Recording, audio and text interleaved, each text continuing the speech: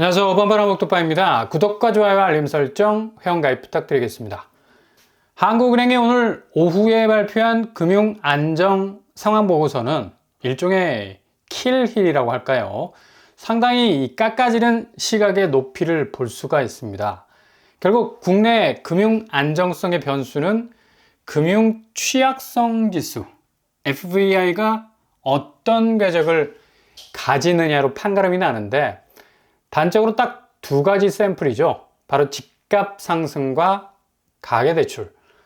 이걸 하나는 주택가격 상승과 민간 신용 증가라는 표현으로 애둘러 적시를 하고 있는데, 금융불안 지수는 대체로 완화되는 모습이었지만 취약성 지수가 확대가 된다는 건 이 두 가지 폴이 제대로 금융시장에 박혀 있지 않으면 이마저도 안전하게 담보할 수 없다는 그런 사실을 밝히고 있는 거죠.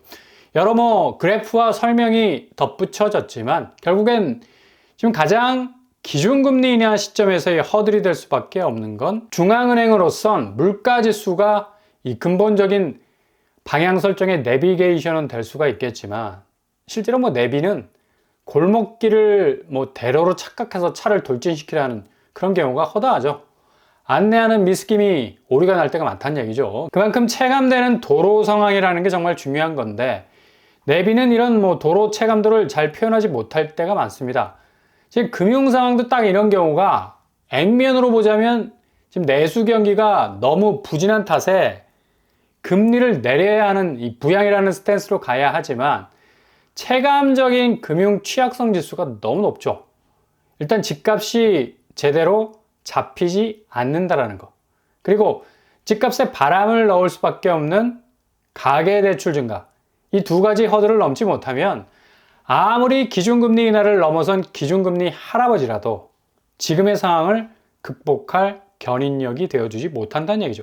결국엔 섣부른 기준금리 인하는 대재앙을 불러올 수 있는 여지가 많다라는 것을 제대로 보여주고 있습니다. 이 보고서 중에 부문별 금융 안정 상황에 대한 분석을 보면 신용시장, 당연히 주택 관련 대출 중심으로 증가세가 엄청난 확대 양상을 보이고 있다는 것을 포인트로 지적을 하고 있고요. 그리고 자산시장 역시 이런 금융 상황에 대한 영향을 그대로 흡수, 특히 대외 여건 변화에 따라서 급격한 자산 가치의 정도가 달라질 수 있음을 시사하고 있죠. 두 달 전까지는 이 주택 가격이 서울 아파트를 중심으로 상승세가 이어졌었고 수도권 쪽으로 확대되는 분위기를 보여줬었는데 최근에는 주택 가격 상승세가 다소 둔화되는 움직임으로 나타나고 있다는 사실을 보여주고 있습니다. 중앙은행 분석이 아주 정확한 맥을 짚고 있다는 걸 볼 수가 있고요. 금융기관은 결국엔 비은행을 중심으로 한 자산 건전성 저하가 지속이 되고 있다는 얘기. 결국 한마디로 하느는 지금 한국 부동산 상황이 위기 속에 있다는 걸 이렇게 우회적으로 표현하고 있는 겁니다. 자산시장에서 금융시장의 부채 폭증과 더불어서 이금융권 연체가 늘고 회수 불가능한 자금들이 눈덩이처럼 불어버리는 자금 경색 터지게 되면 이건 기준금리 인하 여부 떠나서 해결이 난망한 상태가 되어버리는 건데 결국 주요 금융 안정 리스크는 시장 금리가 낮아진다 해서 집값이나 부채의 이 조정 정도가 완화되지 않으면 절대로 리스크 자체를 해체할 만한 여력이 없어진다는 사실을 못을 땅땅땅 받고 있는 겁니다. 결국 하나는 10월 기준금리 인하에 대해서 상당한 장고에 들어갈 가능성이 높다는 걸 금융 안정보고서에서 살펴볼 수가 있는 거고, 당연히 이런 리스크가 현실화될 수 있는 위험이 높아지니까 취약 부분의 부실 증대 커질 수밖에 없는 거죠. 결국 현실적인 대응은 금융시장 변동성, 우리가 늘 목이 터져라 말씀드렸던 급격한 금융지형도의 변화가 예상되는 부분이 많아서 집을 마구잡이로 사다가는 골로 간다는 표현을 많이 썼는데 역시 중앙은행 스탠스도 금융시장 변동성에 최대한 유의할 필요가 있다는 걸 전제를 깔고 있죠. 결국엔 레버리지된 부채들이 다시 리버스하게 빚을 되감을 수 있는, 연날리면 원래 이 실은 다시 감아 돌려야 이후에 또 날릴 수가 있잖아. 디레버리징, 이 부채가 하향 안정화될 수 있는 상환 능력에 기반한 부채 관리가 없이 빚으로 메꾸려는 건 답이 없다는 걸 말하고 있죠. 이 계속되는 대출문 더 이상 무한 개방으로 열어줘선 안 된다는 얘기입니다. 게다가 내수 경기 자체가 이런 빚 문제로 인한 이 개인의 소비 여력이 엄청나게 줄어버린 상황에서 발생한 자영업자 폐업과 한계 기업 부실 등등이 현재화되지 않는 것이 중요하다 하지만 결국에 이게 그대로 연쇄적으로 지금 터지지 않을 뿐이지 잠재적으로 죄다 지금 부둥켜 안고 있는 위험 요소들 아닙니까? 이런 문제들을 고스란히 떠안고 있는 부동산 시장에서 집값이 다시 반등하고 정고점을 찍고 최고가를 찍는다는 불꽃놀이가 계속해서 지금 터지고 있다는 것도 정말 기묘한 일이 될 수밖에 없다는 걸 한국은행 금융안전보고서를 통해서 아주 깔끔하게 들여다볼 수 있다는 얘기죠.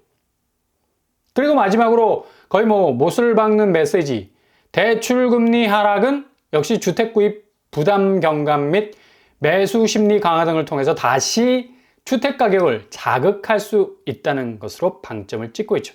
결국엔 지금 상황에서 집값과 부채 문제가 해결되지 않으면 한국은 아무리 내수 부진에 대한 위기감이 있어도 금리를 미국 따라 내릴 수 없는 아주 묘한 상황이 있다는 것을 우회적으로 나타내고 있는 건데 결국엔 선제 관리라는 것도 복잡한 게 아니죠. 중요한 포인트는 금리 문제인데 미국이야 지금 거의 시총을 뚫었던 경기 지표가 있었지만 여전히 이런 시장에서도 침체라는 공포에 붙들려 있는 상황이고 단기적으로 나스닥 다우존스 S&P 500이 지표를 꿋꿋하게 유지하고 있는 것처럼 보여도 당장 기준금리 인하로 인해서 수익성이 떨어진 엔캐리 자금 300조가 어떻게 움직일지 미지수인데 이거 여차하면 그냥 증시 자체가 와르르 무너질 수도 있는 리스크가 충분히 있을 수 있는 거죠.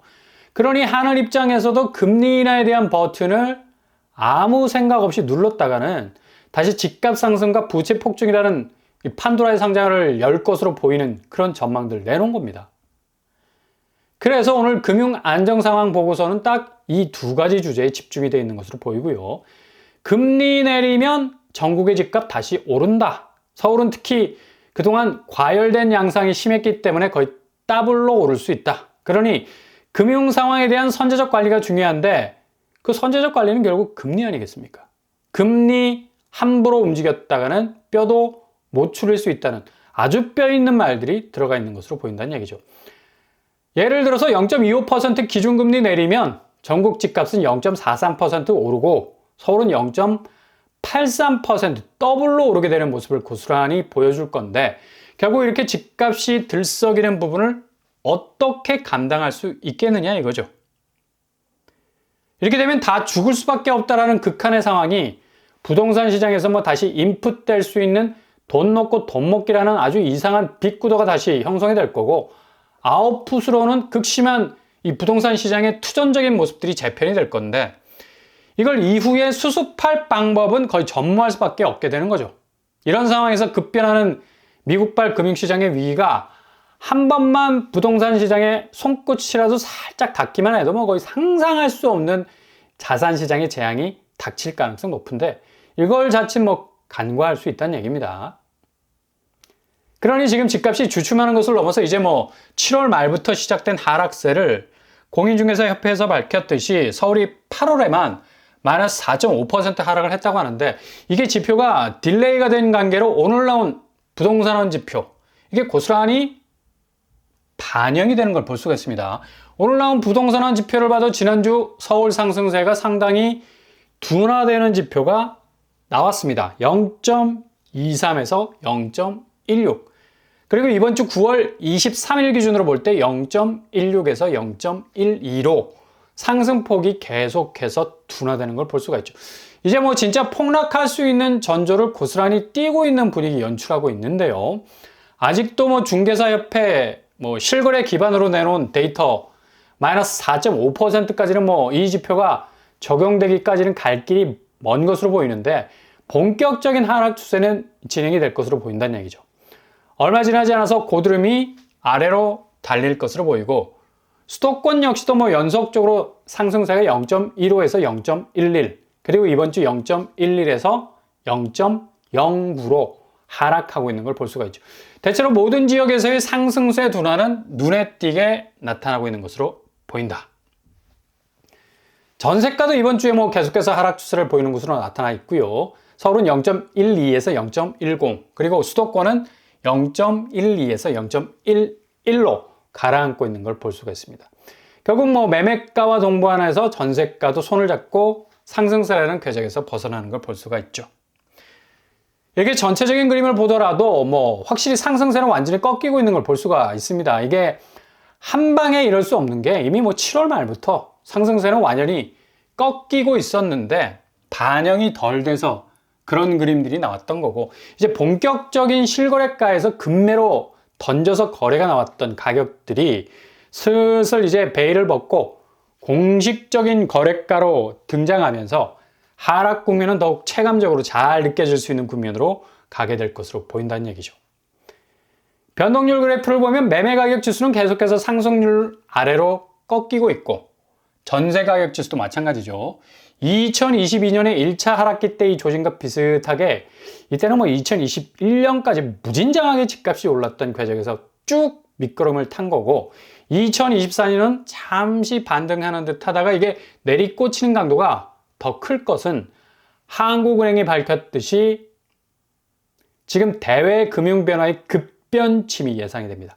아무리 기준금리가 개입을 해도 집값이나 부채가 제대로 잡히지 않을 가능성이 높아서 도리어 엄청난 자산 시장의 위기를 초래할 수 있는 위험이 그 어느 때보다도 높아서 지금 부동산 시장은 상당히 위기 국면에 와 있는 건 사실입니다. 이 위기는 집값이 미친 듯이 올랐던 가격표 고스란히 반납하고 정상적인 궤적으로 갈 수 있는 누구나 부담 없이 접근이 가능한 가격대로 내려오기까지 시장 자체가 만들어내는 자산 가치 재조정으로 해체되고 재편되는 그런 과정이 일어나게 되면서 새로운 시장으로 갈 수 있는 정말 쓸데없는 버블들 다 걷어내고 새로운 기회를 만들어낼 수 있는 장이 열릴 수 있다고 전망이 된다는 얘기죠.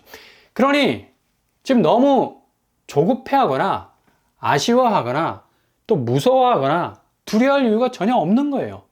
잘 기다리시면 정말 좋은 대여를 잡으실 수 있을 겁니다. 그것도 아주 저점에서 진입하기 좋은 그런 기회들, 골든타임 충분히 여러분 잡으실 수 있을 겁니다.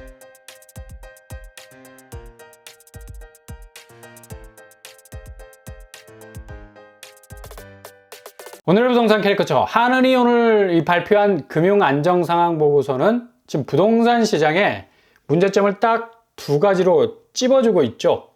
집값 그리고 부채 문제. 기준금리 개입을 불필요하게 하면 역으로 이게 튈 수 있는 아주 불안정한 상황이 초래가 될 수 있고, 도리어 이건 대외 금융 환경 변화가 갑작스럽게 들이닥칠 경우 또 다른 버블 붕괴로도 이어질 가능성도 많다는 얘기입니다.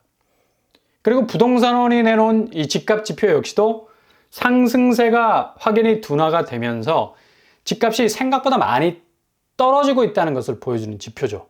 이제는 실거래가들이 아직 올라와 있지 않는 실거래가들이 급매로 던진 실거래가들이 그 베일을 벗게 되면서 정말로 눈에서 확인이 되는 그런 하락세들 정말 확인할 수 있는 그런 시기가 점점 다가오는 것을 느낄 수가 있네요. 오늘도 원합니다. 항상 여러분의 길이 꽃길만 되실 수 있길 바랍니다. 자, 로빠브라 목독방 마치겠습니다. 구독과 좋아요 부탁드립니다. 감사합니다.